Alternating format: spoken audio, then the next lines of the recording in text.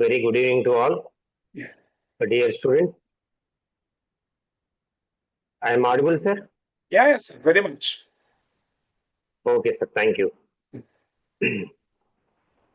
So, warm welcome to day 14 session, the business law subject. So, I thanks to today resource person and good friend Dr. N.SURESH, sir, Thank you, Assistant sir. Professor of Commerce and IQAC Coordinator, Government Degree College, Ibrahimpatnam. Thank you, sir, for rendering the services last 2 years, Thank you, sir. It's my the pleasure. business law subject. So, sir is also author of this business law textbooks, two textbooks. Uh, so that's why we chosen the resource person for this subject, Dr. N. Suresh, sir. Thank you for accepting our request, sir. Thank you, sir. Thank you, sir. So I'm handed over to you. Thank you. Yeah. Just a minute, sir. Yeah. Okay,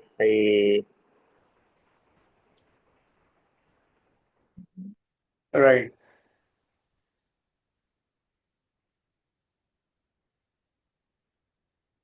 Right.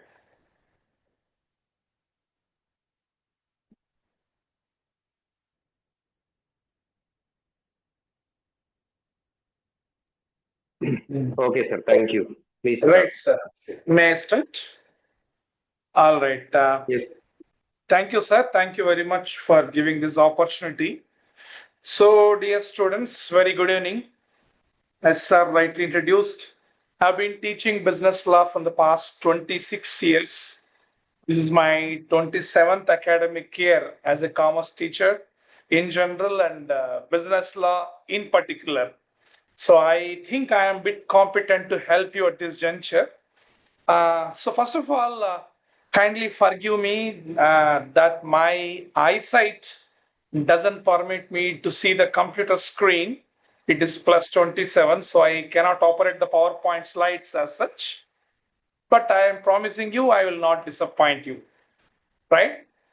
So I'm asked to transact on part 1 of Indian Contract Act 1872, which is indeed the backbone of business laws in India. You pursue any PG course barring your MCOM, like you go to MBA, CA, CS, CMA, you do your PG diploma courses in IIMs or even top-notch business schools. This paper, business law, and more particularly Indian Contract Act, keeps on haunting you. So if you are very much conversant with the fundamentals through these classes, so understanding business law at PG level would be a cakewalk for you. So be that as it may, it covers lion's share in your PG set either. So without wasting further time, let us once recapitulate what this part 1 of Indian Contract Act is. Because you learned this subject in your second semester of BCom and now you wrote your sixth semester exams, it's obvious that you forgot the subject, right? So let us brush it in 1.5 hours or so. How much we can cover, we can see. Well, friends, Indian Contract Act is enacted in the year 1872. That means it's an antique law. Some 150 years ago, the British government brought this act into existence and it is still holding the waters. There are innumerable statutes in this country which are subjected to amendments or changes in the due course of time. Your Companies Act, many times amended and altogether replaced some 12 years ago, isn't it? But Indian Contract Act is one which holds waters without any amendment from the past 150 years. You can imagine the seriousness You can imagine how scrupulously this act was designed way back in 1872. It is still meeting the requirements of digital age in 2026. So it is very apt for us to learn it beyond meeting the requirements of your PG set. So Indian Contract Act was initially designed into 238 sections. But section 75 to 123 were separated into a new act called Sale of Goods Act 1930. That is also there in your syllabus, but other teacher will transact that. So we are left with two parts of Indian Contract Act now. Part 1 dealing with section 2 to section 74 and part 2 from section 124 to 238. Part 2 has got special contracts. There are 5 types of special contracts, like contract of indemnity, contract of guarantee, contract of bailment, contract of pledge, and contract of agency. These 5 contracts are known as special contracts and dealt in the part 2 of Contract Act, that is from section 124 to 238. Fortunately or unfortunately, it is neither there in your BCom syllabus nor there for your PG entrance examinations. Lucky, right? So now you are occasioned to learn only from section 2 to section 74 of Indian Contract Act, right? So what this 73 odd sections covers? Let me explain you. The part 1, that is section 2, deals with basic definitions. What is offer, what is acceptance, what is a contract, what is an agreement, what is a void contract, what is voidable contract, what are the reciprocal promises, and of course, what is the difference between voidable contract, void. These fundamental tenets are covered in section 2. Then, of course, we connect gradually ourselves to each definition that forms essential elements of valid contracts. Then we will also see how to perform a contract, how to discharge a contract, and what would be the eventual remedies available to aggrieved parties when contract is revoked without performing it. So this is the nitty-gritty of part 1 of Indian Contract Act. So let us start our definition itself. What is a contract? Can anyone unmute and answer? Yes, sir. Tell To me better. Contract is contract an is agreement is enforceable enforceable by by the law. law. Contract is an Wonderful. agreement which is enforceable Wow. by law. Wow, wow. Excellent, excellent. I'm really happy at your enthusiasm. Very good. Right. So, according to section 2, subsection H of Indian Contract Act, an agreement enforceable by law is called a valid contract. All right. Tomorrow in your PG entrance test, a question will not be asked, define valid contract. He won't ask like that. He will give a question like this. As per section 2, subsection H, an agreement enforceable by law is called dash. A, valid contract. B, void contract. C, voidable contract. Your option should be, the answer should be Valid contract. valid Valid contract. contract. Very good. Very good. And he will also Valid ask a contract. question like, very good, okay. He will also ask a question like this. Under which section of Indian Contract Act the term contract is defined? Your Section answer should be subsection H, sir. wonderful. 2 subsection H. So you know by this time that an agreement enforceable by law is called a valid contract. The term contract has got 2 important tenets. One, agreement. Second one, Another one, enforceability. its enforceability. Very good. So the obvious question comes at this juncture, what these two terms are. For a layman, agreement is simply an understanding in writing between two persons, isn't it? But we are learning law as a subject, so we must be very meticulous about the definitions. The term agreement is defined in section 2, subsection E for elephant. What is this? Every promise and every set of promises forming consideration to each other is called an agreement. That is the definition. All right. So there are two parties, say A and B. A offers, will you buy my house for 1 crore? B says, yes, I will buy your house for 1 crore. So there are two promises. One is saying, will you buy my house for 1 crore? Other one is saying, yes, I will buy for 1 crore.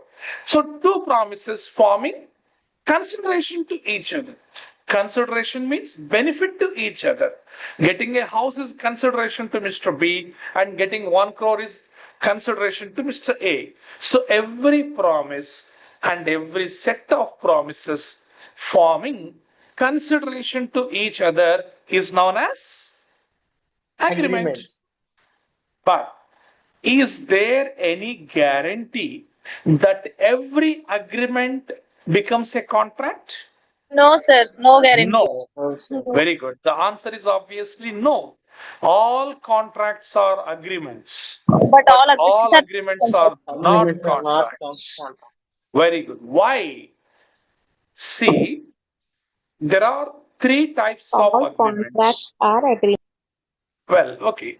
Well, there are three types of agreements.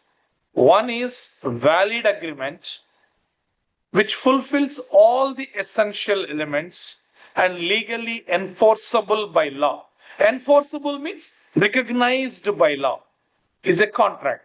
Second, there could be void agreement. Void means invalid. In Telugu, challadu. Why means there could be some technical errors in the agreement. There could be absence of consideration in the agreement. So technically it is invalid in the eyes of law, but it doesn't mean that it is illegal. Simply not valid, but not illegal. It's a void agreement. And third one, illegal agreements. They are punishable, forbidden by law, prohibited by law. So among these three, only the first one, that is agreement which fulfills all the essential elements, is only enforceable by law and acquires the status of contract. Now the question comes, what is enforceable agreement? You know from the definition of contract that an agreement enforceable by law is a contract. By this time you knew what is an agreement. Now the question comes, when an agreement is enforceable by law. See, the term enforceability, that means legal recognition, is a very broad term that requires deeper understanding. There are 10 essential elements. If all the 10 essential elements are duly fulfilled, only then agreement is enforceable by law and becomes a valid contract. So let us see what are the essential elements of a valid contract. Rather, what are the essential elements of a valid agreement that grants the status of contract to an agreement? Right? The first essential element is there must be two parties, offerer and offeree. Right? Now I am setting a PG question paper, entrance question paper for you. I may ask a question like this. Once an agreement is finalized and becoming a contract, the status of offerer and offeree becomes dash. The answer should be promiser and promisee. Clear? So, offerer is a person who initiates the contract, who first comes forward with a proposal that can we perform this act. He is called an offerer. And to whom you are making this is called an offeree. right? And these two parties shall enter into the shoes of promisor and promisee once the agreement is formally drafted or formally made between them. Right? There must be two parties. Sir, can we have an agreement with a single party? What type of question you are asking? Could be there an agreement or a stamp paper with a single party? Yes, there could be. Have you heard about the word called will? In Yes, sir. Telugu, Yes, in Vilunam. wow, wonderful, Amma. Vilunama, will, isn't it in English? So I can have my own will in writing, a stamp paper. After my death, my property should be transferred to my daughter. So you can have an agreement, you can have a writing draft on a stamp paper. It is not a valid contract because it's unilateral. There are no two parties. So contract means there must be two parties, offerer and offeree, who shall become promisor and promisee once the agreement is formally brought into existence. Very good. Second, there must be lawful offer and acceptance. One person should make offer, but that offer should be lawful.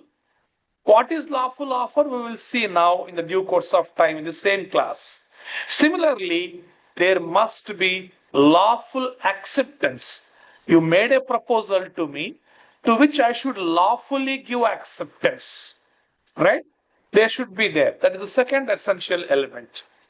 Third, there must be lawful consideration. Consideration means benefit to each other. Quid pro quo, sir. Very Something good. in return. Yeah, good. Quid pro quo means something in written.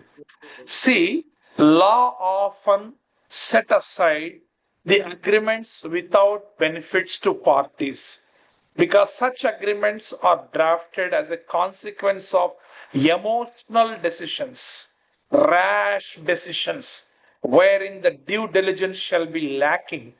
Therefore, our law is well settled that once you are signing an agreement, you must get some benefit out of it. Once you are performing some obligation in the agreement, you must get something in return. Quid pro quo. That is called consideration. Right? That must be lawful. Third essential element. Fourth important one, there must be lawful object. See, don't get confused between the terms consideration and object. They both look akin, but they are different. See, consideration is the benefit we derive from contract, whereas the object is called the purpose why we entered into agreement. Simply motives, sir. Yeah, it could be. I'll give a small example. For example, I will let my house on a rental basis of 20,000 per month upon a condition that it should be used as a gambling house. See, deriving 20,000 rupees of rent is my consideration, which is lawful. But running a gambling house in that is unlawful. That's a purpose, object. So, what our law says is that both the benefit you derive from contract and the purpose why it is drafted must be lawful. Clear? So there must be two parties. The offer and acceptance must be lawful. There must be lawful consideration to both sides. The lawful object must also exist in the agreement. Next, fifth important one is there must be consensus ad idem. Consensus ad idem means same subject must be understood by both offerer and offeree in the same manner and in the same sense. It is called consensus ad idem.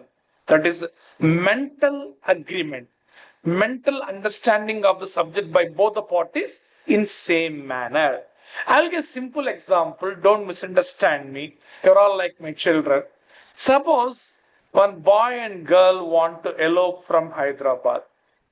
They wanted to switch off the cell phones with the fear that police may track their cell phones to towers. So boy says to girl, you come to St. Anne's College, 10 o'clock, I'll be waiting. Sir, boy is waiting at Secunderabad St. Anne's. Girl went to Mehdipatnam St. Anne's. What happened there? Lack of consensus ad idem. They did not understand same subject in same sense. They could not meet on the same day. Next day, boy firmly said, this time, Pakka, you should come to Secunderabad St. Anne's 10 o'clock sharp. Chalo. A girl has come to Secunderabad St. Anne's College at 10 o'clock in the morning. Boy came to Secunderabad St. Anne's at 10 o'clock in the night. What happens? Agreement breaks. I mean, both the parties did not understand same subject in the same sense. There is no consensus ad item between them. Hope you got the point now. Sir, could you please repeat the example again? Oh my God. Yes, sir. It's a silly Got it, example, sir. sir. This type of examples are very enthralling, right? I know. Okay, see, my intention of giving this silly example is I want to make the subject easy, not to draw any trivial attention from you guys.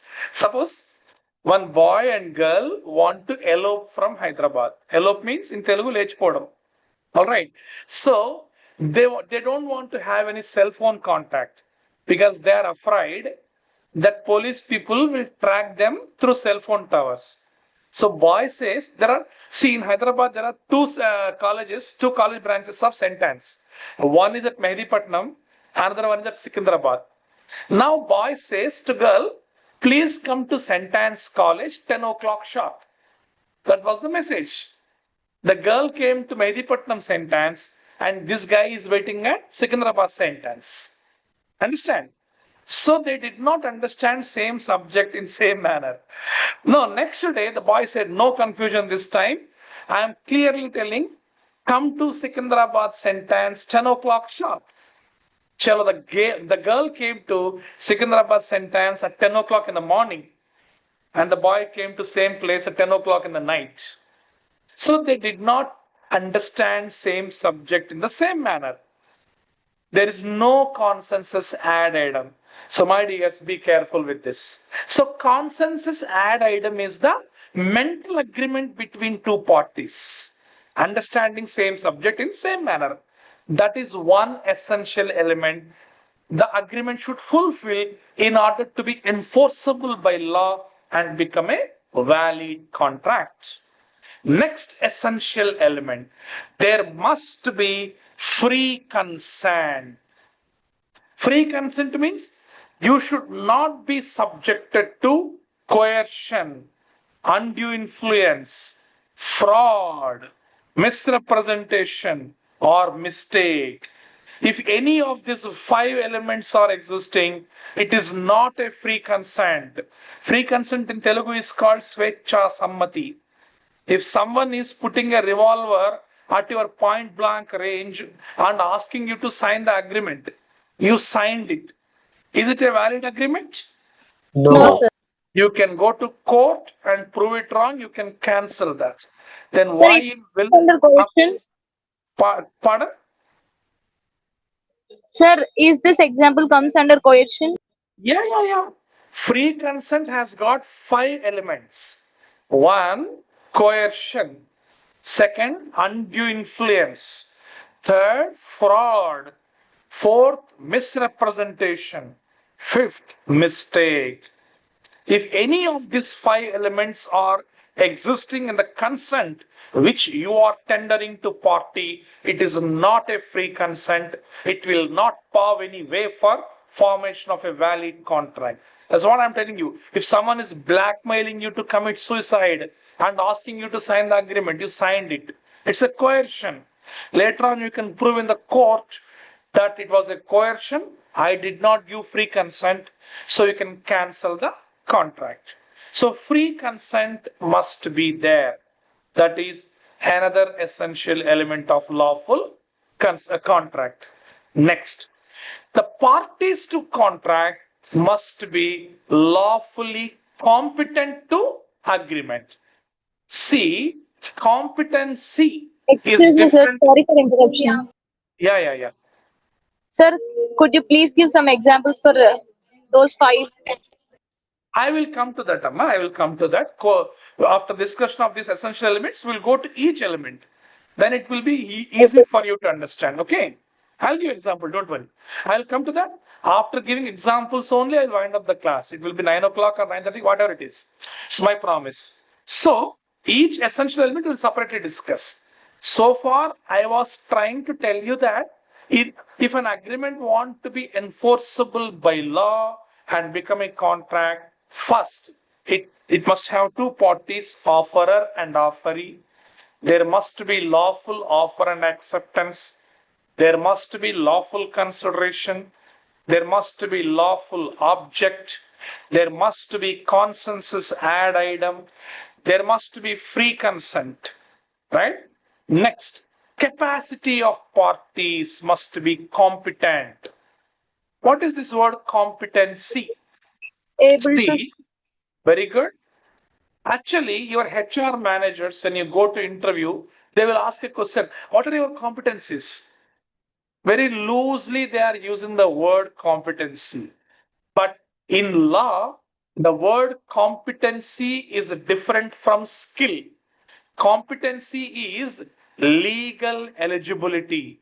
Skill is only your knowledge. I'll give a small example. Competency and skill. For example, a compounder working in a hospital for 25 years or 30 years has got knowledge to perform a small surgery. But is he legally eligible to do? No. No, Only sir. a qualified doctor, only a qualified surgeon is eligible to perform a surgery, isn't it? So the surgeon is competent, whereas the compounder is only skillful. So here we are talking about the competency of parties to contract means legal eligibility to contract. Now the question comes, who is legally eligible to form a contract? Number one, you must be major by age. Who is a major? A person who completes the age of 18 years under normal circumstances is a major.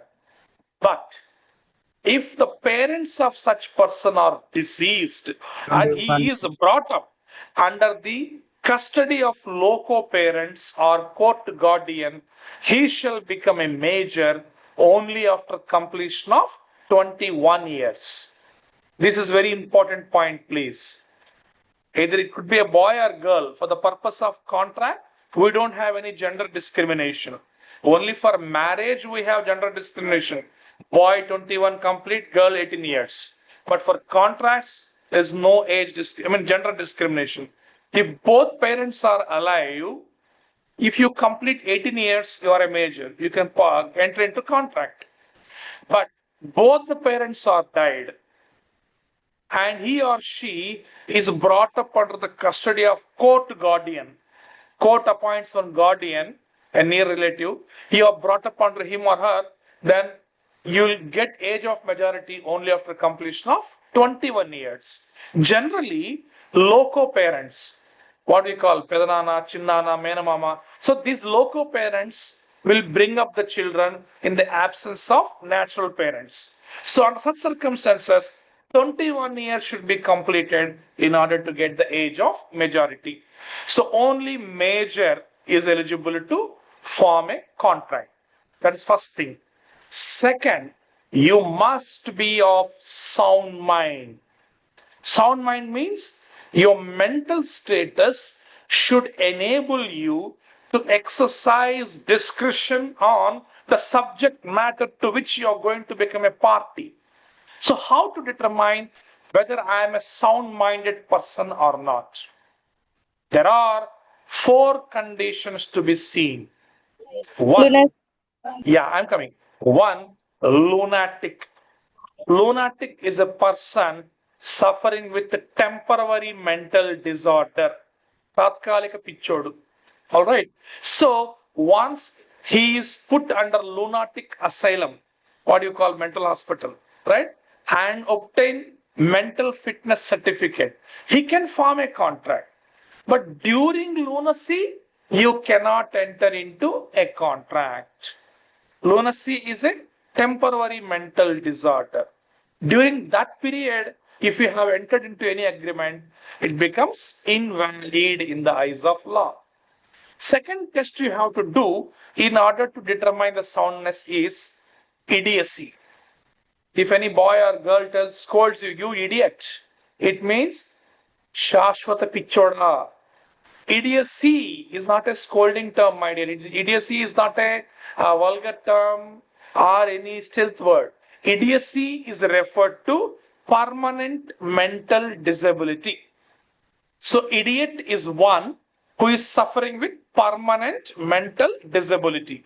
Such person can never enter into any contract in his lifetime. Once doctor certifies that is suffering with idiocy, he is an idiot, then he cannot enter into contract nor he can sign any agreement in his lifetime. His mental status permanently makes him unsound mind. The third test which you have to do here is the intoxication. Suppose at the time of signing an agreement, if you are drunken or intoxicated with some drugs, narcotics or opium, if you prove that in the court of law with your evidence, sir, at the time of agreement I was drunk. I did not know where I signed, what I signed. So here is my blood report. Here is the medical report. So honest of proof is always vested in the hands of challenger. So sir, I am proving that I was drunk when I signed the agreement. So please cancel that agreement and absolve me from the liability. You can do that. Because law clearly says, if you are drunk or intoxicated at the time of signing an agreement, you are unsound minded. Clear? And fourth test you have to perform is insane. Insane means complete health disorder.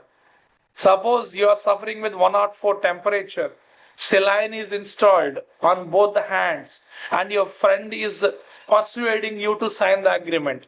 You are not in a position to see what you are signing. So you are insane and signing the agreement. Tomorrow you can prove in the court of law and cancel that. Clear? So these four conditions must be clearly examined to see whether a person is of sound mind or not. Number one, lunacy. Number two, idiocy. Third, intoxication. Fourth is insaneness. Clear? So first capacity is you should be major. Second capacity is you should be of sound mind. Third, you should not be a convict. Convict means, what is the difference between convict and an accused? Accused in Telugu is called muddai. Convict is nerastudu. Difference is, you are only facing the allegation. You are called an accused. But the court confirms you are guilty and imposes punishment on you formally, then you are a convict. A convict cannot enter into contract until the completion of his imprisonment. Please remember, for the simple reason that you are behind the bars, no court can prevent you from entering into agreement. Suppose Jagan was there in jail for 2 years. Still his Sakshi paper, his Bharati cements were running. How? Because he was only accused. He was put in jail for the simple reason that he's a powerful man. If he's there outside, he will tamper the evidences. That was the argument in court. But conviction was not imposed. It was only an accused. So accused can enter into contract though he's behind the bars. But convict cannot enter into contract. Clear? Until the completion of his imprisonment. That is the third capacity you have to see. Fourth important one, very, very important one, you should not be a foreign ambassador. See, a foreign ambassador cannot be arrested, nor he can be prosecuted in the country where he is discharging the duty. So if such a person is allowed to enter into normal agreements of business, if anything goes wrong against him, he must be prosecuted. It's a very tedious process. So law simply says, if you are working as a foreign ambassador representing your homeland on a foreign country, then you are not supposed to form any agreement in the country where you are performing the duties of an ambassador, discharging the duties of an ambassador, right? That is done. Next, of course, insolvent. Who is an insolvent? In Telugu, insolvent is Diwala Koru, right? A person whose total assets are less than total liabilities. He says, sir, I cannot repay my loans. IP. Yeah. Then IP, exactly, insolvency petition. Court will take away his properties, declare him as insolvent. Then he cannot enter into contract until he proves solvency. When he will prove solvency? When he repays all the loans which he could not pay earlier, despite liquidating all the assets. Then only court will give you solvency certificate. Generally in India, once IP is filed and you are declared as an insolvent, he will never become a solvent. There's no single evidence that an insolvent becoming a solvent in the due course of time. That's not possible generally, right? So an insolvent is not formally allowed to enter into an agreement. Similarly, an aligned enemy. Who is an aligned enemy? An enemy to nation with whom we are having a war, right? So, aligned enemy is the citizen of that country with which our home country officially declares a war. So, during the war, the citizens of both the countries shall become aligned enemies. Personally or naturally, you may be friends, but he is enemy to the nation. During the war, you cannot enter into contract. But once the war is ceased, you can naturally enter into contract. See, India and Pakistan has got a good trade deal. Every month we import sugar from Pakistan, we export our automobiles to Pakistan. But suddenly there's an outbreak of war, we become aligned enemies, and the ships coming from Karachi to Mumbai will be halted, and vice versa. Why? Because allied enemies are not entitled to form any contracts. Clear? So, these aspects you must test before deciding the capacity of parties to contract. Clear? Next, of course, the term which you are referring in the agreement should not be specifically declared void agreement. There are 6 agreements from section 25 to 30. They are declared as void. Void means chellavu, invalid. So if you have any of these subjects in agreement, it will not get any enforceability. What those 6 elements we'll see now. These 6 are called void agreements. Section 25, no consideration, no contract. That means agreements formed without consideration are invalid. Without benefit to parties is invalid. There are some exemptions to that. We will see that now. Second, agreements in restraint of marital liberty are void. What is this? You cannot restrict the marriage liberty of any person through your agreement. Suppose Rajamouli want to take Bahubali 3. He signs an agreement with a heroine. It will take 3 years time. Until that you should not get married. He is afraid that this heroine gets married and becomes a pregnant, can't act in the movie. So she signed an agreement. But before the completion of movie, she got married, she became pregnant. Can the director file a case against her? No. Because section 26 of Indian Contract Act clearly says no agreement can restrict the liberty of marriage of an individual. That's invalid, it's void. Similarly, section 27 says agreements in restraint of trade are void. Your agreement cannot restrict my trade liberty. I can go anywhere and do business, except in the case of goodwill paid to outgoing partner. We pay 3 years super profit as goodwill and ask him for 3 years, please don't do this business here. There we are restricting his trade liberty. It is valid, except in that case, the trading liberty restriction is invalid. Section 27. Similarly, agreements in restraint of legal proceeding is void. Section 28. Legal proceeding. If anything goes wrong, I want to go to court. But my partner says no. If any dispute comes, we have to go to Pedarayadu or Chunarayadu for settlement of dispute in our village. But you should not go to court. Can that agreement be drafted? Is it valid? No. Going to court is a legal proceeding. It is my right, which no agreement can prevent, except in the case of arbitration. I'll tell you what that arbitration in due course of time. Similarly, 29, agreements with uncertainty. No clarity in terms and conditions is invalid. And finally, section 30, wagering agreements. Wagering agreements are called betting agreements. If India wins, I will give you 10,000. If Pakistan wins, you give me 10,000. It's a betting agreement. It is called wagering agreement, section 30. It is also invalid in the eyes of law. So if any of these 6 subjects are mentioned in your agreement, it doesn't acquire enforceability in the eyes of law. Clear? Next, of course, certainty in terms and conditions. The agreement which you are writing must be clear. See, you can see the stamp papers of our registration documents of property. Everything will be lucidly, vividly written. Why? To avoid the ambiguity, we mention every term and condition clearly. If anything goes wrong, then agreement becomes void. So terms and conditions must be clearly fulfilled. And finally, the legal formalities, the technical formalities, like registration of the document, stamp charges, evidences, all this must be fulfilled.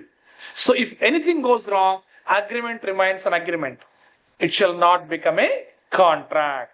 That's the reason why we say that all agreements are not contracts, but all contracts are agreements. Clear so far?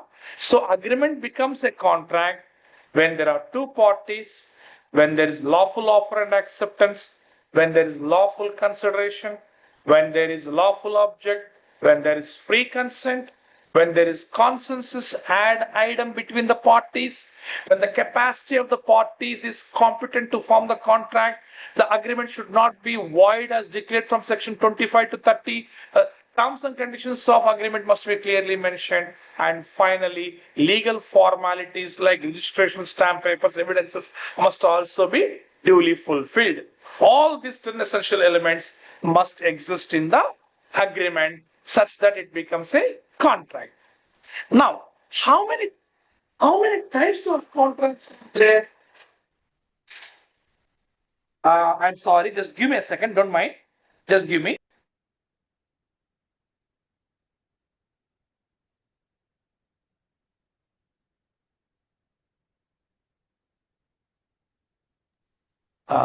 Yeah, I'm extremely sorry. A 5-year kid at my home, my brother's son. So, I'm sorry for that. Right. So, you took the conversant of how many types of contracts are there in your BCom. Let us see how many types of contracts could be there. Can anyone explain me, unmuted? How many types of contracts do you remember? Sir, 4 Sir, I types of remember 3, sir. Okay, Ma, Three, what sir. are those? Voidable. Okay, Viable, valid, viable, wonderful. valid, wide. Wonderful, wonderful. So let us see. See, we will classify contracts on 4 4 types. important bases. 1, on the basis of validity. Second, on the basis of formation. Third, on the basis of execution. Fourth, on the basis of English law, that is British law. Sir, there are some more unilateral, bilateral. Yeah. Within these only they will come. Within these only they will come. Within these 4 categories only they will come. I'll explain you. First category, on the basis of validity. Okay. So on the basis of validity, we have valid contract, void contract, voidable contract, and illegal contract.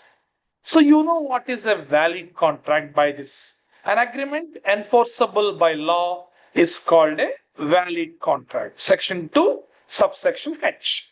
Now, what is void contract? Can I say that void agreement? Void ab initio. Pardon? Void contract is void ab initio. No. That's where everyone gets confused. That is void agreement. If anything is void ab Sorry, initio, yes, sir. all right. So more often than not, we all get confused that void agreement and void contract are same. No, they both are wrong.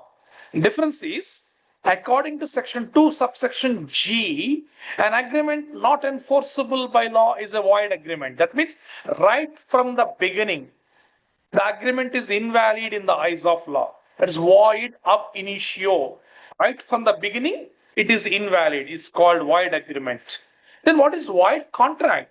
According to section 2, subsection J, a contract which ceases to be enforceable by law becomes a void contract.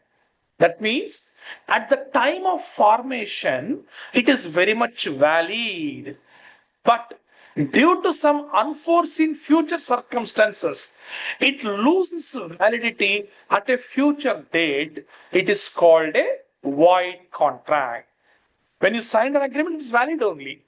But due to some unforeseen circumstances, it becomes invalid at a future date. It is called void contract, but not void agreement. But void agreement is invalid from the beginning. Got the point? So that's void contract. Third, voidable contract. Right? What is this With some voidable examples contract? for the. Yeah, Gautam, you want to ask any question? Can we go with some examples? Yeah. Yes, yes. You want Examples for this? example for void contract? All right, I'll Yes, sir. give.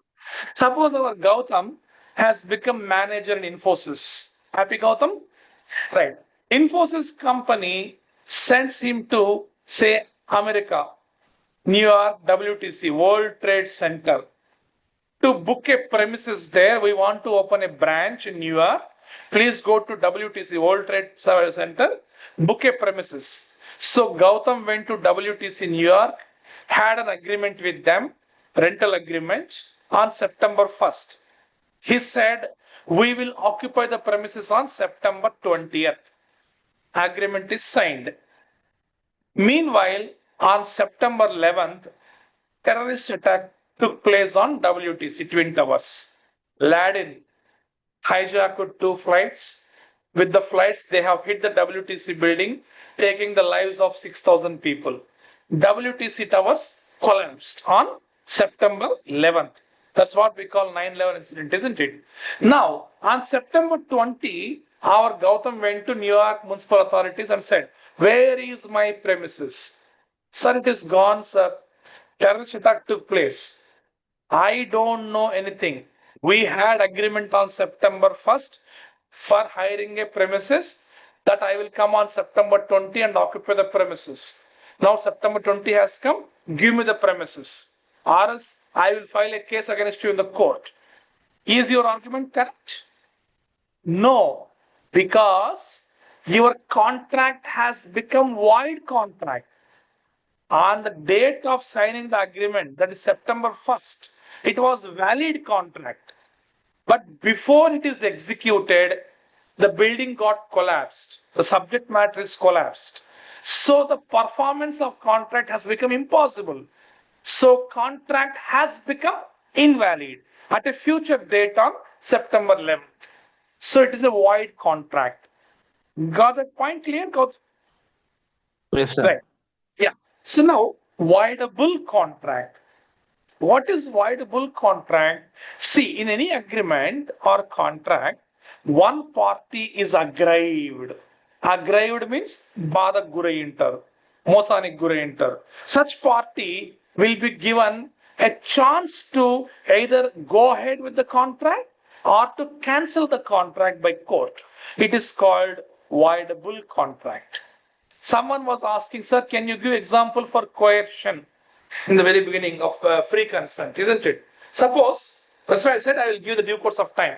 What is coercion? According to section 15, coercion means committing or threatening to commit any act forbidden by Indian Penal Code 1860, now Bharat Nyaya Samhita, isn't it? Or any unlawful detaining or threatening to detain the property of others by inducing to enter into contract is called a coercion. Sir, why all this sodhi for us? Simply blackmailing, balaprayogam, is called coercion. There's a famous case law, Chikkam Ammiraju versus Chikkam Seshimma. It has come to Tamil Nadu High Court. Have you heard about this case anytime in your BCom syllabus? Very famous case law. 100 years ago, this case took place, landmark case took place in Tamil Nadu High Court. Even after 100 years, in 2026, all business school syllabus, all university syllabus, this case is reverberating. That is the importance of this case. What happened in this case, I will tell you. Ammiraju and Seshamma were wife and husbands. The husband, Ammiraju, threatened his wife, Seshamma. Unless you transfer your entire property in the name of my brother, I will commit suicide. Got the point? If you don't transfer the property in the name of my brother, I will commit suicide and die. That was a threat given by husband to wife. The poor wife, afraid that husband will commit suicide and die. So what she has done? She has transferred entire property in the name of husband's brother. Now, don't you think it is coercion?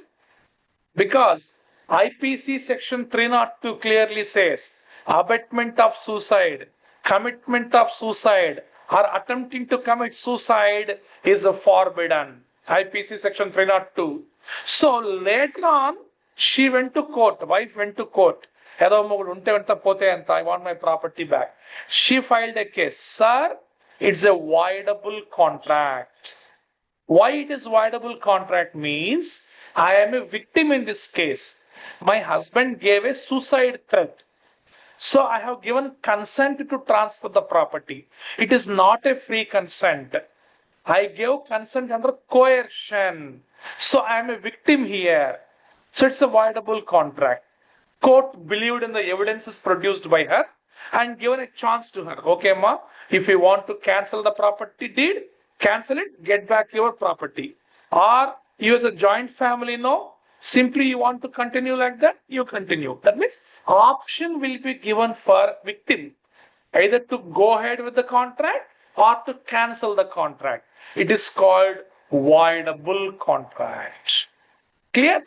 So definition is given under section 2, subsection I of Indian Contract Act. It is like this. A contract which is enforceable by law at the option of one or more of the parties thereto, but not at the option of other or others, is called a voidable contract. Clear? That is first classification on the basis of validity. Second classification on the basis of formation. See, on the basis of formation, we have expressed contracts, implied contracts, e-commerce contracts, and fourth, quasi contracts. What are these? Expressed contract means a contract in so far formed by words spoken or written is called an expressed contract. See, remember one point very clearly. Contract need not be in writing always. Even words spoken will also form a contract, provided the spoken words, the spoken promises have got substantial evidences to prove on the ground of law. Suppose call center guys are making calls to you. You are giving consent on the telephone, thinking that it's only a telephone chat, a sweet lady voice is coming and you are enjoying. Remember, your yes, yes, yes words, your consents will be recorded by the call center and that will be taken as evidence of your promise. So words spoken will also be a valid contract, need not be there in writing, but the spoken word should have evidences. Clear? So either spoken or written, it's called expressed contract. Next, implied contract. What is this? A contract formed other than by words spoken or written is called an implied contract. Suppose you board RTC bus, show your pass. It's implied that you are entering into contract with RTC. And our Mahalakshmis, simply boarding the bus and showing Aadhaar card, it's implied that you are entering into contract with TGSRTC, isn't it? So you need not to sign any agreement. I, Ramya, wish to travel from Karimnagar to Sirsilla. Hereby show my Aadhaar card. Please give your acceptance to travel. Should you say like that?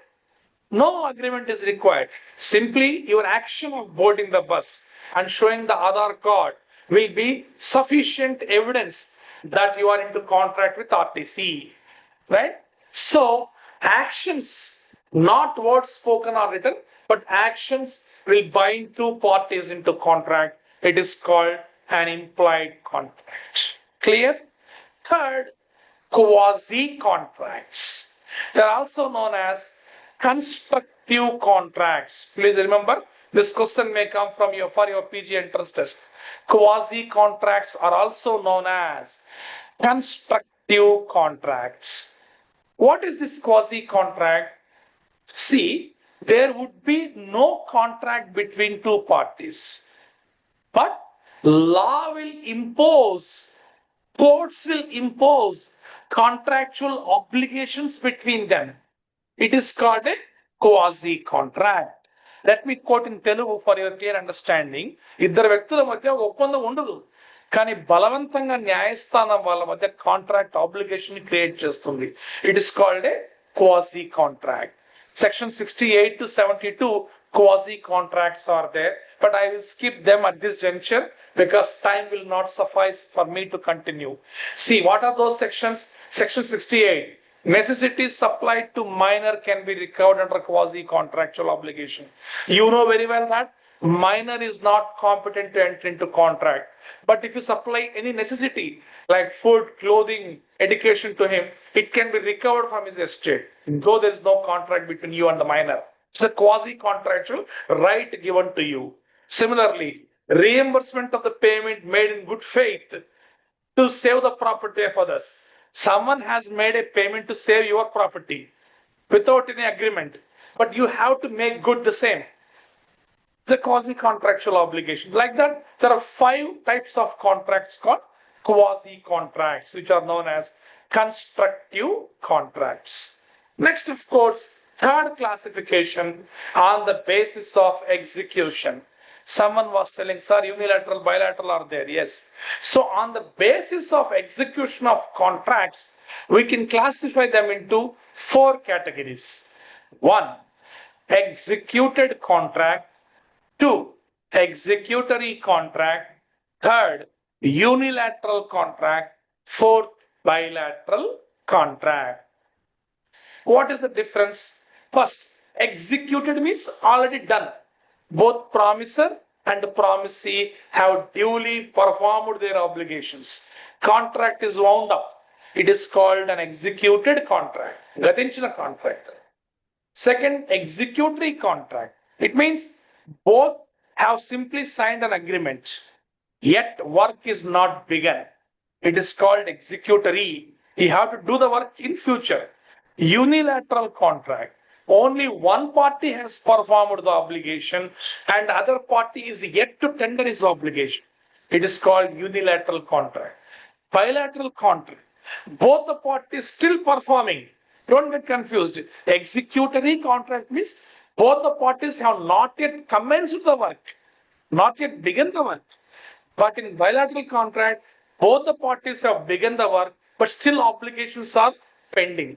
Both the sides. It is called bilateral contract. And final classification on the basis of British law.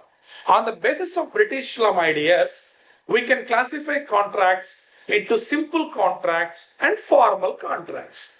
Simple contracts are normal business contracts, like agreement to sell and buy a property, agreement to sell and buy automobiles, whatever it is. That's a simple contract, normal business transaction. And other side, we have formal contract. Formal contracts are of 2 types. 1, contract under record. 2, contract under seal. What is this contract under record? Contract under record is a judgment given by courts of England in civil cases. Okay? So both the parties will agree in civil cases that we abide by these two. We will abide by the judgment of the court. That is called contract under record. I repeat, the judgment delivered by courts of England or UK in the case of civil dispute is called contract under record.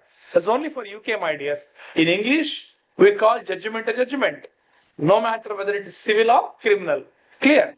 But on the other hand, we have contracts under seal. Any contract, any agreement which is vetted with the official seal of the government, which is authenticated with the formal seal of the government, is called contract under seal. So this is the classification of contracts.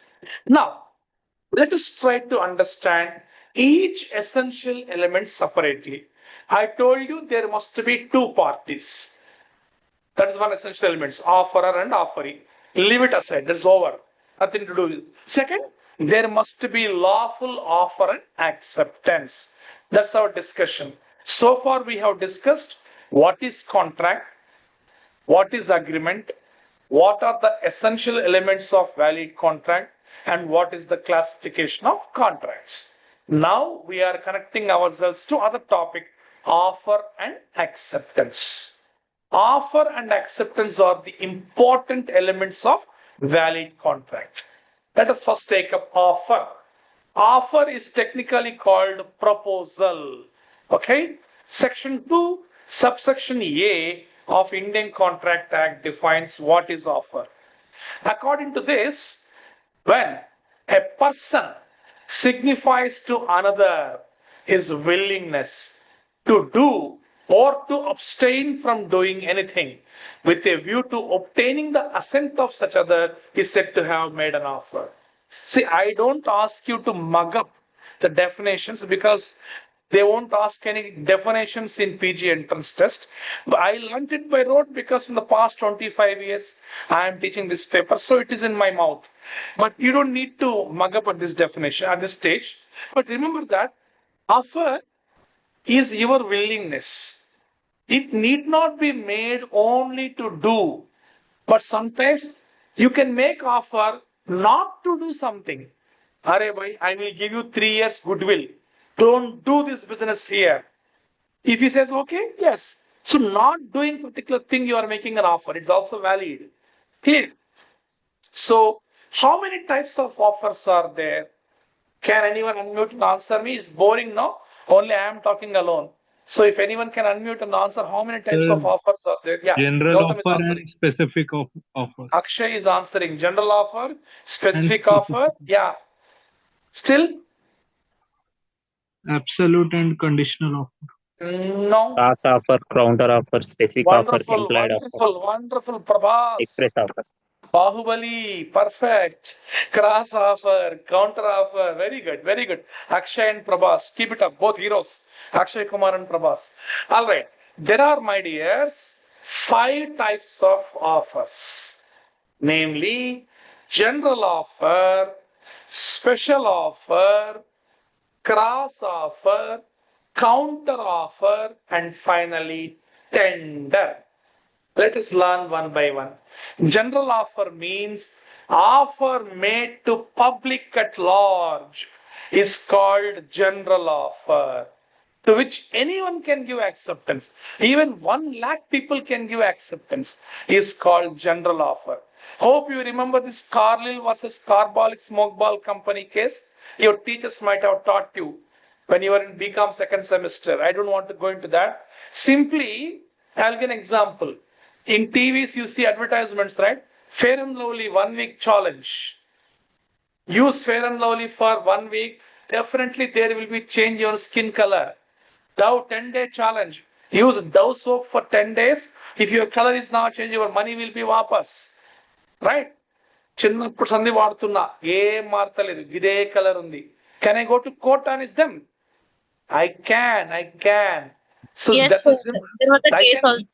I can put a case on them.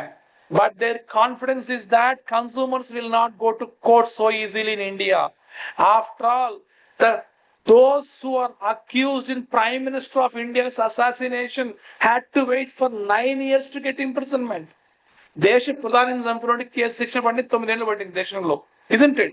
What about my fair and lovely case? That's their confidence. So simply they write terms and conditions apply. Those terms and conditions we will not see, then we won't go to court. That's a very bad practice, right? Simply I want to tell that if 1 lakh people use Dove soap, 1 lakh people use Fair and Lovely, meeting all terms and conditions, and you are not changing your skin color, all 1 lakh people can file a case on Dove company or Fair and Lovely company because it's a general offer made to public at large, to which anyone can give their acceptance and become a party to contract. Carlyle versus Carbolic Smoke Ball Company as a landmark case.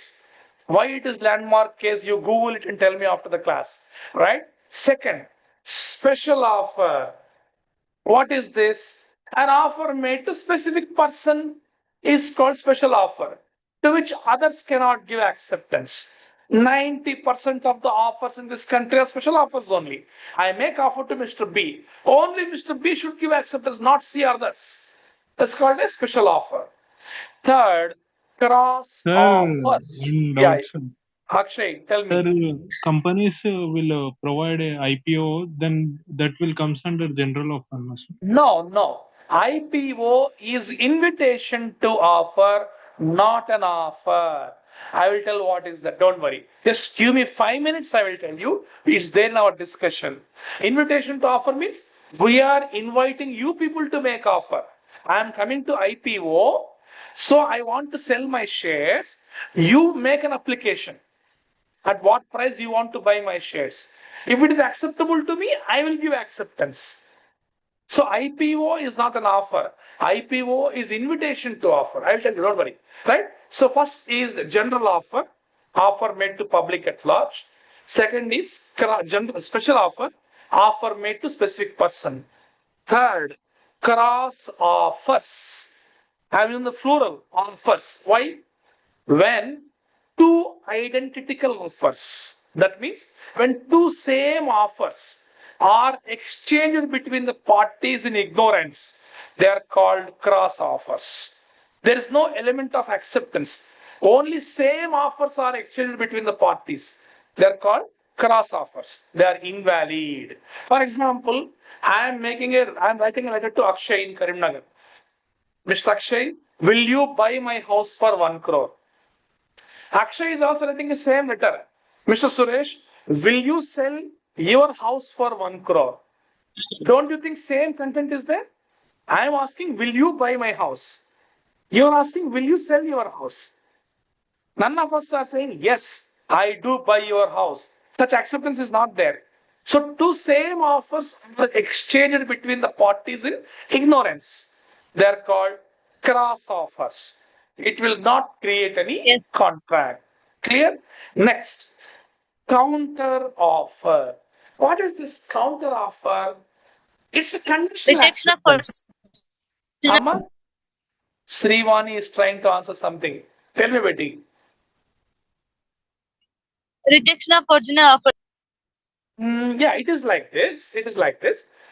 If one offer is encountered with other offer, is called a counter offer. Or if the offer is subjected to conditional acceptance, you are accepting, but you are putting a condition in that, it is a counter offer, right? So I'll give a small example. I am making an offer to Gautam. Sir, daily life bargaining. Sir. Daily life. Amma, your voice Daily is life. breaking better. Sir, Your voice is- bargaining. Yeah, bargaining is not an offer. It's something, a negotiation process, still not an offer. I'll tell you what is that. Cancellation of old offer to making a new offer. That is novation. Cancellation of old one to make new one is called novation under section 62 of Contract Act. I will give a simple example. I am a layman from Nacharam village. I don't know anything about innovation, so on and so forth. I'll give a simple example. I am writing a letter. I am making an offer to Akshay. Dear Akshay, will you buy my house at Nacharam for 2 crores? I am making an offer. You saw my letter and giving a reply. Yes, sir. I will buy your house at Nacharam for 3 crores. But you have to buy my chicken shop at Karimnagar for 5 crores. Yes, sir. I will buy your house at Nacharam for 3 crores. Provided you buy my chicken forum in Karimnagar for 5 crores. So what is it you're doing? You are not giving unconditional acceptance. You are giving a conditional acceptance. You are putting a condition and giving acceptance. Or you are encountering my offer to sell a property with other offer to sell chicken farm, isn't it? So you are not giving unconditional acceptance. It is called a counter offer. Na illu konta ante konta gani na chicken shop konte konta. So you are putting a condition. It's a counter offer. If one offer is encountered with other offer, it is called a counter offer. Finally, tender. What is this tender?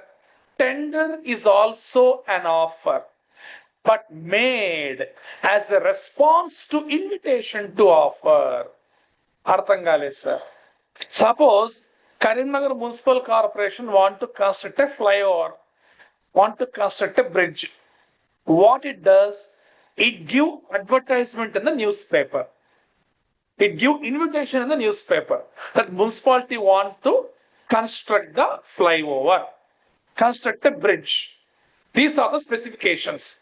Interested contractors, civil contractors can submit your tenders. That means can submit your offers in sealed covers. Now, Akshay says, I will complete the construction for 1 crore rupees. Srivani say, I will construct the bridge in 90 lakhs rupees only. Then Gautam says, I will complete the construction within 80 lakhs rupees. So whoever quotes the lowest price in the tender, that means in the offer, to them I am giving my acceptance. To them I am giving my work order. Understand? So first I will make invitation in the newspaper that we have an idea of constructing a flyover. Whoever is interested, you make offer. And if it is acceptable to us, we will give acceptance. So if you are making the offer in response to my invitation, it is called tender. Clear? So tender is also a valid offer. Tenders are of 2 types. Standing tender, specific tender. Specific tender means once the work is done, contract will be closed. Standing tender will have a time element. Until the lapse of time, the contract shall continue to exist. For example, we are making invitations for supply of coal, for supply of gas to our company for 1 year. Indian Oil Corporation submitting tender, offer. Bharat Petroleum Company submitting tender, offer. Reliance Gas is submitting tender, an offer. So for 1 year, they have to supply. Once I give acceptance to them. Before that they break, it's a revocation of contract, breach of contract. That's called standing tender. So among these 5 types of offers, only 3 types are valid. General offer is valid, special offer is valid, tender is valid, but not cross and counter offers. Why? Why? Because they do not fulfill the essential elements of lawful offer. Now the question comes, what are the essential elements of lawful offer? Let us see them. Number 1, offer must be definite. Whatever offer you are making, that must be definite. What is the work to be performed? What is the nature of work? Quantum of payment. Every term clearly should be definite. Clear? Second, very, very important, offer must be lawful. You should not make offer to perform any illegal activity. Offer must be lawful or valid. Third, offer must be communicated. It's very, very important one, please. Offer must be communicated to offeree. Have you heard about very, very famous case Lalman Shukla versus Gauri Dutt? Your teachers would have taught you in BCom second semester. Can anyone unmute and answer me without seeing the Google? Lalman Shukla versus Gauri Dutt case. What is the time now left? It is 8:20. My God. Let us see how good I can cover. See what happens in this case. There was one servant called Lalman Shukla working with a master, Yajamani, called Gauri Dutt. What happened one fine day? In Gauri Dutt's house, one small boy was there, 5 years nephew of Gauri Dutt. He gone missing. Everyone in the house started searching the missing boy, including the servant Lalman Shukla. Because he was a servant, he had to follow the instruction of a master. So, when search operation was on, Gauri Dutt gave a newspaper advertisement that whoever traces my missing nephew will be rewarded with 10,000 rupees of cash. తప్పిపోయిన నా మేనలను పట్టుకొని వస్తే 10,000 రూపాయలు cash ఇస్తాను అని పేపర్లో add ఇచ్చాడు. Poor man Lalman Shukla, the servant, did not know anything about this paper ad, but he successfully traced the missing boy and brought him home. There ended the matter. But after some time, he came to know, the servant came to know that master gave paper advertisement. Master gave an offer in the newspaper. Whoever traces my missing nephew would be rewarded 10,000 rupees. But this gentleman did not give me any amount.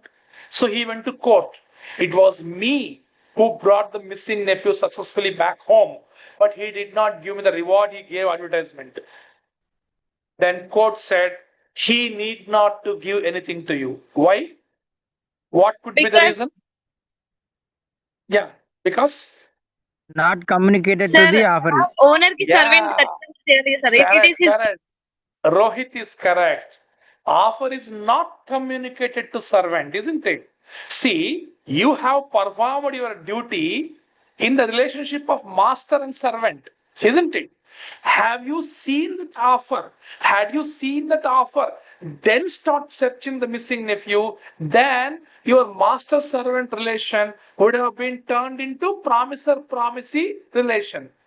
Then you are eligible to receive the compensation of 10,000 rupees. Here, offer is not communicated to you. So there's no question of contract. Still master servant relation only persists between two guys.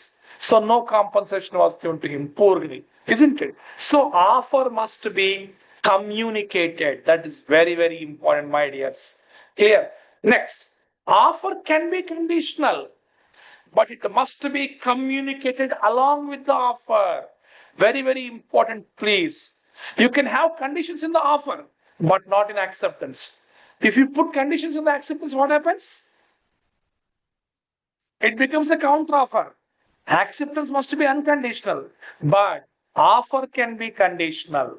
You are the offerer, it is your brainchild, contract is your brainchild. So you can put the conditions, but the conditions must be communicated to offeree along with the offer.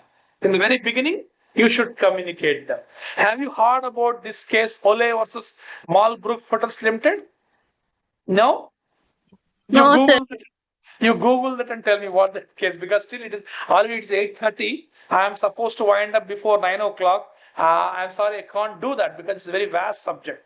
Next, of course, offer must be distinct from invitation to offer. Invitation to offer should be different from offer. Similarly, mere price declaration is not an offer. Simply, if you declare the price, it is not an offer, my dears. Remember that. So these conditions you must fulfill in order to decide whether offer is valid or not. Same holds good for acceptance. Acceptance means promise. Technically, the word acceptance is called promise, defined in section 2, subsection B. B for Bombay. It is like this. The person to whom offer is made signifies assent thereto. The offer is said to be accepted and becomes a promise. Simple way. To whom you made offer, he says yes unconditionally. It's an acceptance. That's all. But if someone is putting a revolver or weapon at your point blank range and you are giving acceptance, is it valid acceptance? No. The question comes obviously now, what constitutes valid acceptance? Right, let us see. Acceptance must be unconditional. Very, very important. Acceptance must be unconditional. Second, acceptance must be given the time prescribed. If time is mentioned in the contract offer, it must be given in the time prescribed. Third, acceptance must be given in the mode prescribed. If any specific mode is prescribed, give your acceptance only through register post or courier. That mode should be followed. Fourth, acceptance must be winnowed from free consent. I told you already, you should give acceptance out of your free consent. Clear? Acceptance can be expressed or implied. You can give your acceptance through expressed words or through implied actions, just like boarding RTC bus and showing your Aadhaar card or bus pass. It's implied acceptance that I am entering into agreement with RTC. So these are the conditions you must fulfill in order to decide whether acceptance is valid or invalid. So this much you remember on offer and acceptance, it is sufficient. There are very classic cases, wonderful case laws are there, but the time given to me is only 2 hours. I am really sorry I can't do justice for that through cases. Now let us go to other topic, that is consideration. Two parties should be there, lawful offer and acceptance should be there, and next important element is consideration. Clear? So what is consideration? Quid pro quo, sir. Something in return, sir, defined in section 2, subsection D of Contract Act, D for Delhi. Okay, so when the desire of the promiser, the promisee, or any other person has done or abstained from doing, does or abstain from doing, or promises to do or to abstain from doing something, such act, abstinence, or forbearance forms consideration to such contract. Confused? I am also confused. I told you, if you learn definitions, the law subject will be very, very interesting. Very interesting. Definitions are of paramount importance in law. I'll give 2 small examples to illustrate how definitions are important. Each word in the definition matters for judgments in the court. Right?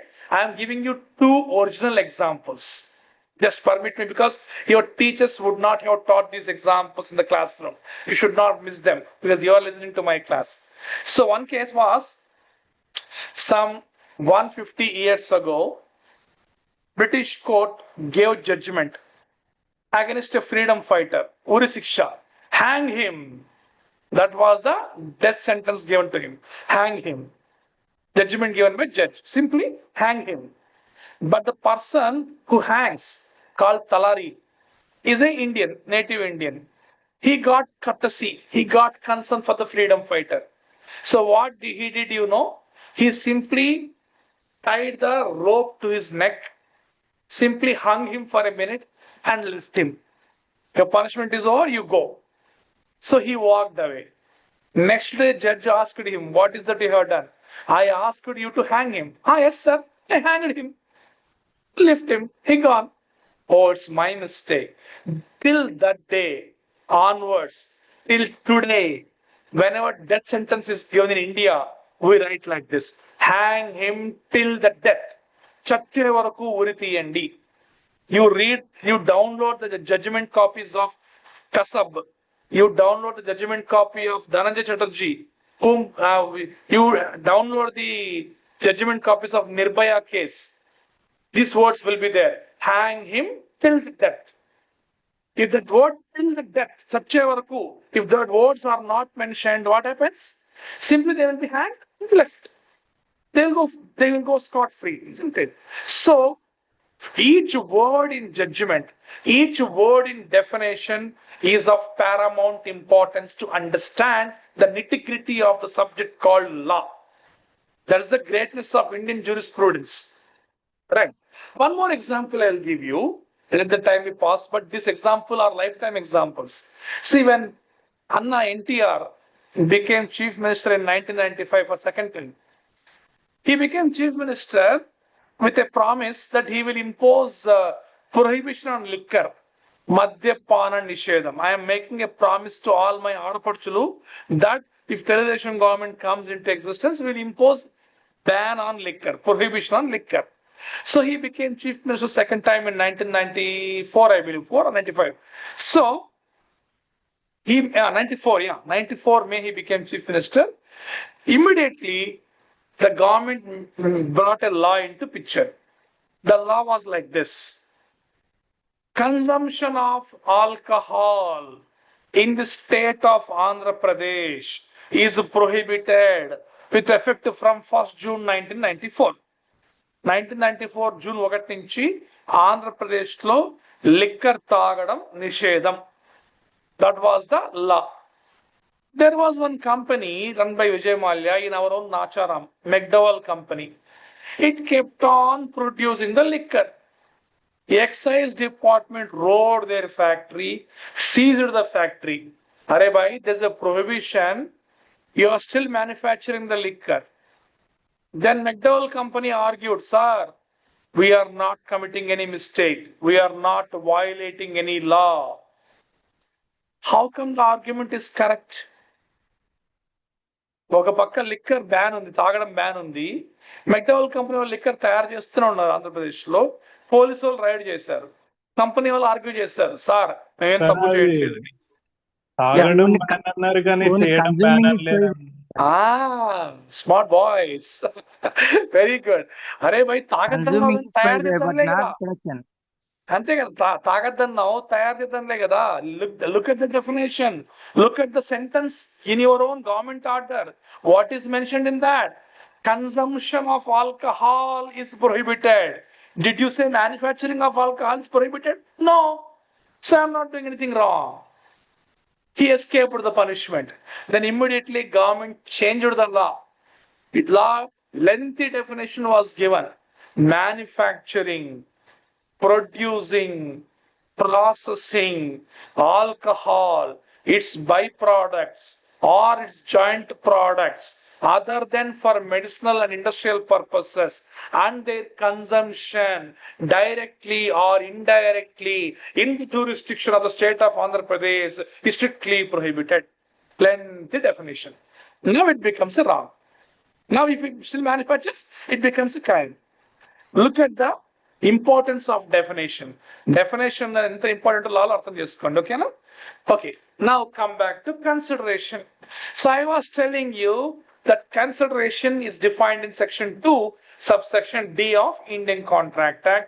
Simply, it is the benefit derived by performing the contract. I am performing the contract means I must get back some benefit. Something in return, quid pro quo, is called consideration.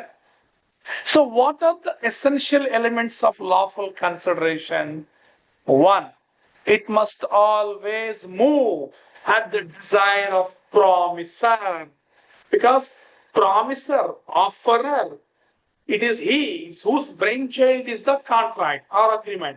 So at his desire only consideration must move. Benefit must be determined. Of course, other party should be acceptable. Otherwise, it's only negotiation. It's only bargaining, not an agreement. You are telling no bargaining. It's only bargaining. So if the acceptance consideration, I mean the benefit derived by other party is acceptable to him, promisor, only then agreement can be constituted. That's the reason why a consideration must always move at the desire of promisor. Next, of course, it can be enforced by promisee or any other person, provided such other person is a beneficiary to consideration. Suppose I am dying. I made a letter or I made an agreement with my brother that he should give payment to every month my daughter, right? So my daughter is not signing the agreement. But if my brother fails to give the money to my daughter, though she is a third party, she can file a case against me. Right? So it's called consideration can be enforced by promisee or any other person, provided the other person is a beneficiary to contract. Third, it can be past, present, or future. Suppose I'm retired from service, I'm getting pension. Can the government say, no, it's past. You need service in the past, we give salary. There is the matter. We don't give pension. Is it valid? No. Consideration can be past, present, or future. And very, very important, my dears, consideration need not be adequate, but should be real. We didn't understand, sir. Suppose if you want to sell 1 crore rupee property for 1 lakh rupee, you can do it. కోటి రూపాయలు ఆస్తి లక్ష రూపాయలు కమ్మేసుకో. But it should be real. లక్ష అనేది real. ఎంతో కొంత ఉండాలి. If you are giving 1 crore rupees property for free cost or free of cost, it is not a valid contract because there's no consideration. No consideration, no contract. Section 25. So consideration need not be adequate, but should be real. See, in 2000, that is 25 years or 26 years ago, when Reliance company came into cell phone market, they advertised like this: pay 10 rupees and take home 2000 rupees value phone. 10 rupees pay చేయండి, 2000 రూపాయలు post paid connection తీసుకెళ్ళండి, ఇంటికి phone తీసుకెళ్ళండి, మళ్ళీ month తర్వాత bill pay చేయండి. Now my question is, why did he charge 10 rupees? He could have given free of cost, no? More number of customers would have come, no? Then why did he charge 10 rupees? It is invalid. Because, yeah, it creates contract between customer and Reliance company. If customer is doing anything wrong, Reliance company want to take action in them, there must be valid contract. That valid contract is created through 10 rupees of consideration. That's what we take. It need not be adequate. Equal on 2000 rupees, 2000 rupees. It should be something real. 10 rupees is real value, isn't it? There was a very famous case, Umadat Pandey versus Manu Singh. Have you heard about this case? Can anyone explain me? Umadat Pandey versus Manu Singh case? No idea? I'll tell you, don't worry. There was one Baba, Donga Baba, spiritual teacher. His name was Umadat Pandey. He had one follower, Sishudu. His name was Manu Singh. One fine day, Baba Umadat Pandey called his Shishya Manu Singh and said, "Are Shishya, you transfer your entire property in the name of ashram, spiritual school. I will grant you salvation. నీ ఆస్తి మొత్తం ఆశ్రమం పేరుతో transfer చేయి, నీకు మోక్షాన్ని ప్రసాదిస్తాను" అన్నాడు బాబా గారు. Poor devotee who was under undue influence of Baba transferred entire property in the name of ashram. Later on, he recovered from the illusion of Baba and went to court. "Sir, I want to cancel the property transfer deed. I want to get by my property because I did not receive single rupee from Baba.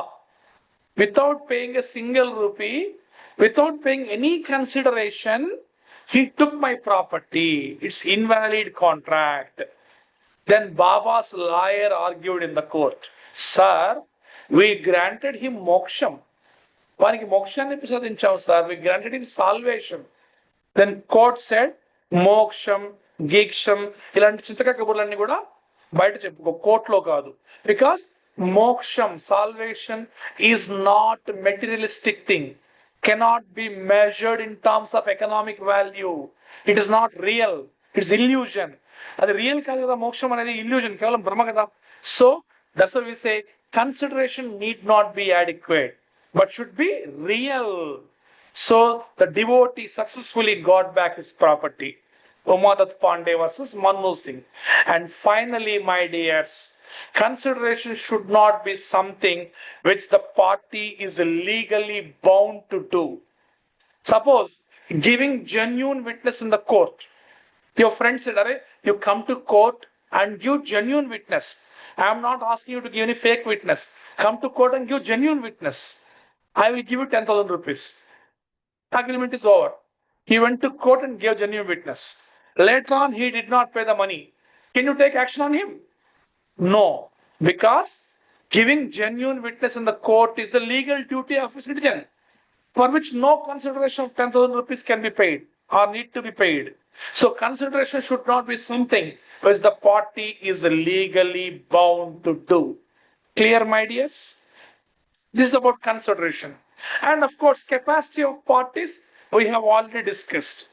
That is major, sound mind.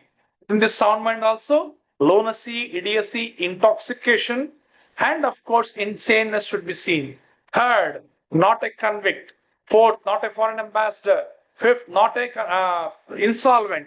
Sixth, not an allied enemy. These 6 things you remember in order to decide the capacity of parties to contract. Time is not this, I'm skipping it. Next, of course, we have free consent. In free consent, term free consent is defined in section 14. According to section 14, the consent which is not induced by coercion, undue influence, fraud, misrepresentation, or mistake is called a free consent. అంటే ఏ సమ్మతి అయితే బలప్రయోగానికి కానీ ఆంక్షిత ప్రభావానికి కానీ మోసానికి కానీ అసత్య వివరణకు కానీ పొరపాటుకు కానీ గురి కాదో అది మాత్రమే స్వేచ్ఛా సమ్మతి. That's only free consent. That much you remember. It is sufficient at this juncture to pass your PG set, to meet your requirement of PG set. Right? Now, let me straight away go to, I don't have time, my dears. What is the time now? It's, oh my God, 8:41. All right. Now, discharge of contracts. Performance of contract is there. You can skip that. They won't ask any questions on that because it's a lengthy one. Some 20 sections are there. I promise and I bet no question will be asked on performance of contract.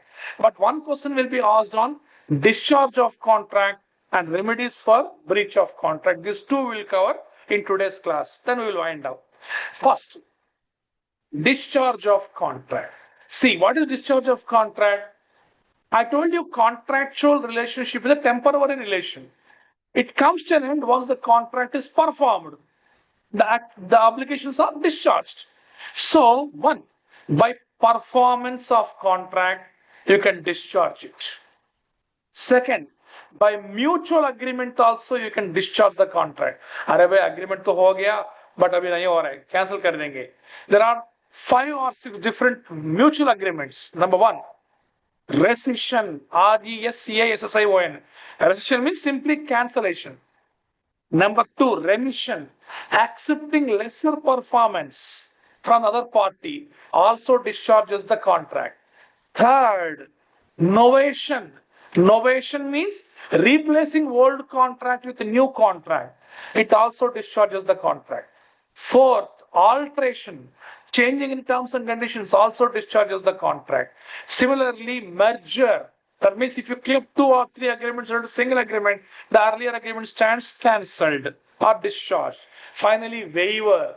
Maaf kar dena. You can't perform, chalo, I'm excusing you.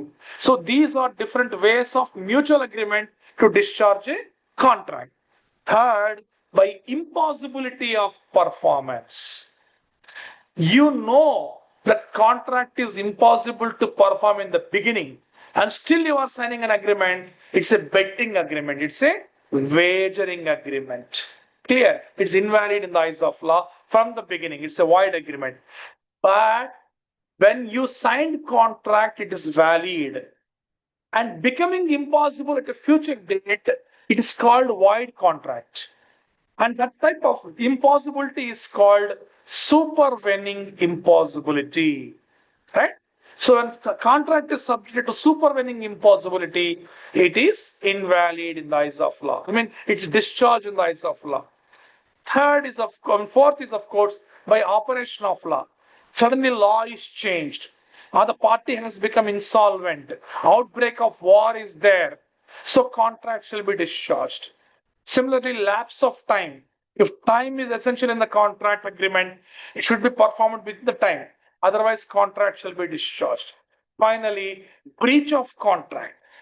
I mean, you have not performed the contract intentionally. Then also contracts discharged. Among all these modes, the last one is a dangerous one. Breach of contract. Breach means revocation. Contract bhangam in Telugu. You are not performing the contract willfully, intentionally. Then don't you think other party will be suffering? Don't you think other party will be victimized? Such victims shall have remedies. What remedies shall have? Number one, suit for damages. Number two, suit for cancellation of the contract. Number three, suit for specific performance. Number four, suit for quantum merit. Very, very important for PGCET, please. Quantum merit, MERUIT, merit means as much as and. You are discharging the contract. You are breaking the contract, not me. So whatever you have earned so far, you must give back to me. That type of suit you can file in the court, right? That's called suit for quantum merit. As much as earned should be given back to other party. Finally, suit for injunction, stay order, right? Yada tata sthiti konasaginchandi. We'll decide in the court who is right, who is wrong.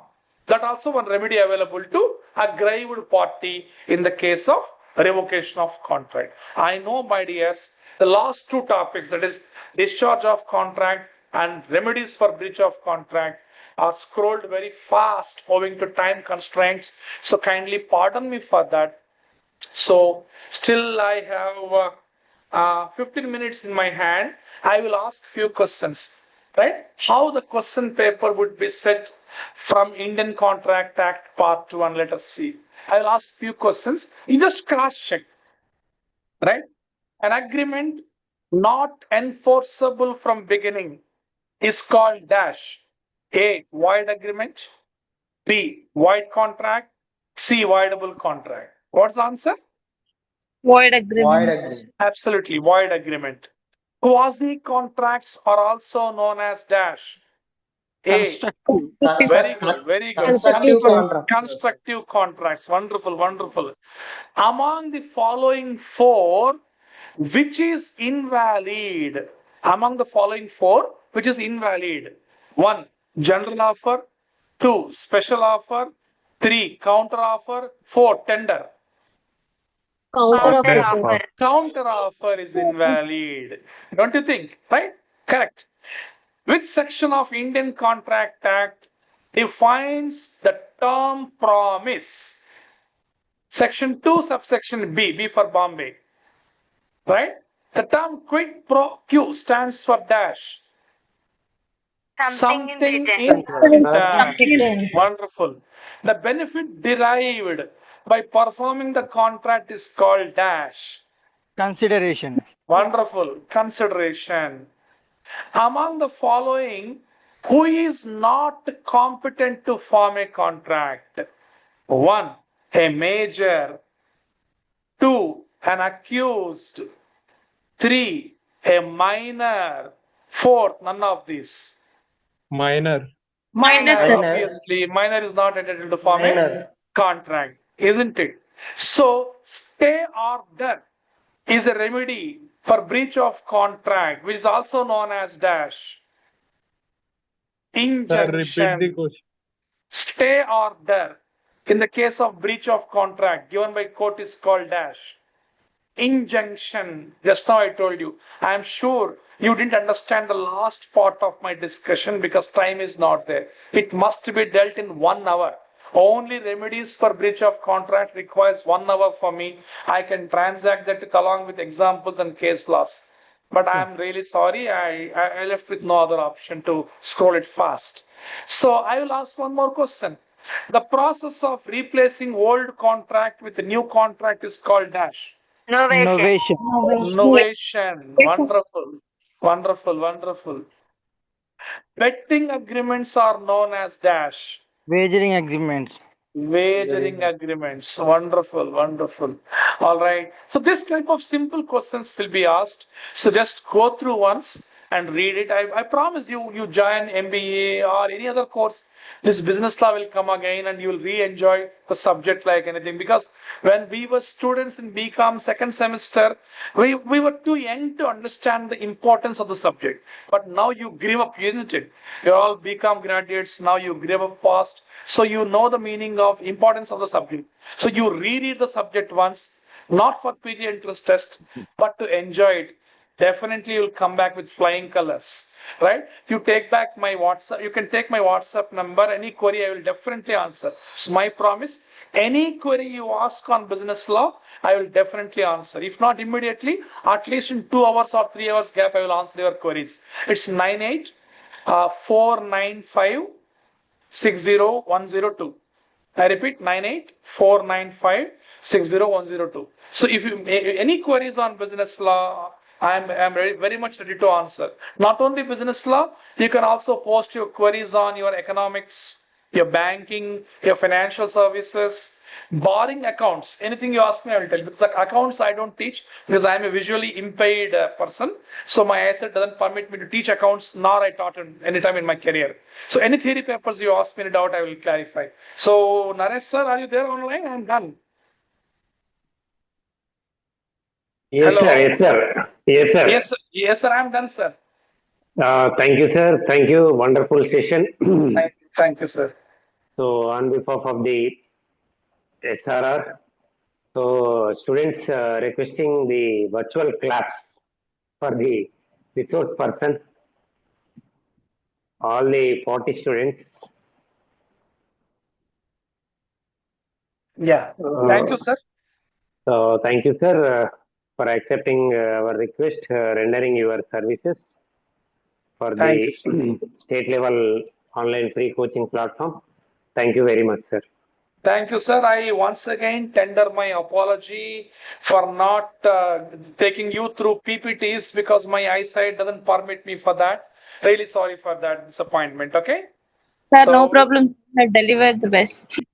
thank you, beta. God bless you and wish you all the best, all of you. Right. Well. Okay. Thank you, sir. Right. I am Thank you, signing sir. out. Thank you Thank Sir, very you your so much. much, class sir. is very enthusiastic. Oh my God. Thank you, Rohit. Thank you. Super Good. characteristic Sir, expression, your sir. Thank you, sir. your We case laws enjoyed are very lots, sir. interesting, sir. Thank you, Nana. Thank you, all of you. God bless you. All the best. Right. Well. Okay. Good night. Bye bye. Thank Okay, thank you. Thank you, Thank you, students. sir. Thank you, Thank you, Naresh, sir. sir. Thank you. Bye. Thank you, Bye. sir. Bye. Bye. So, for almost 2 hours. Okay, thank you all. All the best. So, tomorrow, the same subject, business law. Tomorrow and day after tomorrow also, same subject. Resource person is Dr. Sumalata Madam, faculty from Government Degree College, Bodhan. Okay. Okay. Thank you all. Good night.